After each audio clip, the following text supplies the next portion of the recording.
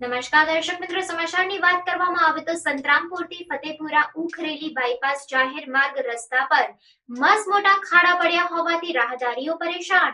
સંતરામપુરથી Fatepura ઉખરેલી bypass બટકવાડા ગામમાં મેણા ફળિયામાંથી પસાર થતા જાહેર માર્ગ રસ્તા પર મસમોટા ખાડા પડી ગયેલ હોવાથી રાહદારીઓ અને વાહન ચાલકોને હાલાકી વેઠવવાનો વારો આવ્યો છે। ચોમાસાની સિઝનમાં રોડની એક સાઈડમાં સરકારી કચેરીઓના કામ અર્થે દબાવેલ વાયર અને પાઇપોના સમારકામ કરતી વખતે ખોદકામ દરમિયાન ચાલતા જેસીબી મશીનથી રોડ તૂટી ગયા છે।